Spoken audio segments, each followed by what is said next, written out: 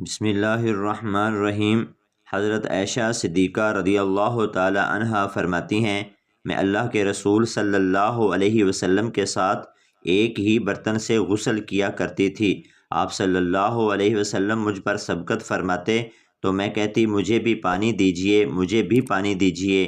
ایک اور روایت میں ہے، وہ فرماتی ہیں کہ نہاتے وقت میرا اور رسول کریم صلی اللہ علیہ وآلہ وسلم کا ہاتھ برتن سے پانی لینے میں آگے پیچھے ہوتا تھا، اور حضرت عائشہ رضی اللہ تعالی عنہا ہی فرماتی ہیں کہ نہ تو آپ صلی اللہ علیہ وسلم نے کبھی میرے سطر کی طرف دیکھا اور نہ ہی میں نے کبھی آپ صلی اللہ علیہ وآلہ وسلم کے سطر کی طرف دیکھا۔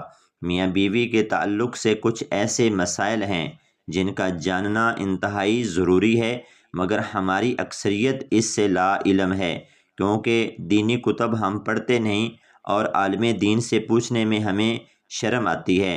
اللہ عز و جل حق بات سے نہیں شرماتا، اور حق بات کو قرآن کریم میں کھول کھول کر بیان کیا گیا ہے۔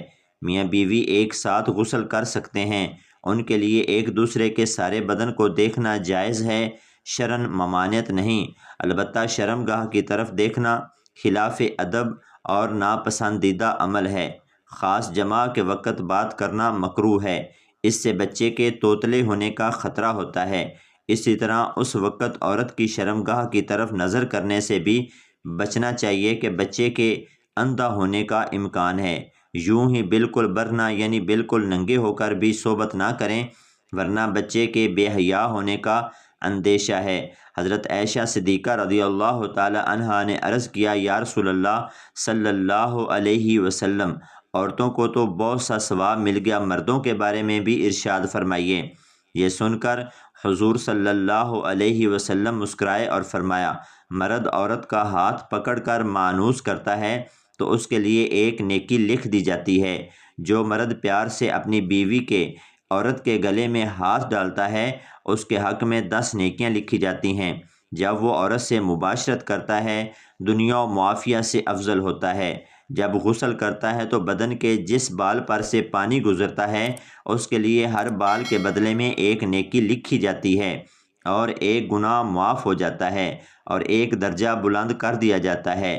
اور غسل کرنے کے عوض میں جو چیز دی جاتی ہے وہ دنیا و معافیہ سے بہتر ہوتی ہے، اور بے شک اللہ تعالیٰ اس پر فخر کرتا ہے، اور فرشتوں سے کہتا ہے کہ میرے بندے کی طرف دیکھو، کیسے سرد رات میں غسل جنابت کے لیے اٹھا ہے، اور وہ اس بات پر یقین رکھتا ہے کہ میں اس کا رب ہوں۔ تم اس بات پر گواہ ہو کہ میں نے اس کو بخش دیا۔ محترم ناظرین، بہترین بیوی وہ ہے جو سونے کے کمرے میں اپنے حسن و جمال اور بستر میں خاوند کے ساتھ خوبصورت طور اتوار سے اپنے پیار کے جادو میں جکڑ لے، دوران صحبت اس کے مقصد پر نگاہ رکھے اور غور کرے کہ اس کا خاوند کیا چاہتا ہے، پھر اس کی پسند سے بھی بہتر انداز میں اپنے آپ کو اس کے سپرد کر دے، نرم گفتگو کرے اور اس کی رغبتوں اور چاہتوں کو پورا کرتے ہوئے اسے سیر کر دے۔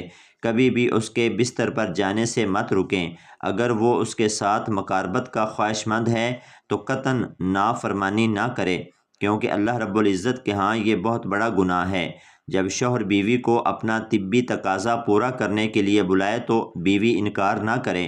اس سلسلے میں احادیث مبارکہ میں واضح تعلیمات موجود ہیں، چنانچہ ارشاد نبوی صلی اللہ علیہ وسلم ہے، خاوند بیوی کو اپنی حاجت پوری کرنے کے لیے بلائے اور بیوی انکار کرے، جس پر شوہر غصہ کی حالت میں رات گزارے تو صبح تک فرشتے اس عورت پر لعنت بھیجتے رہتے ہیں۔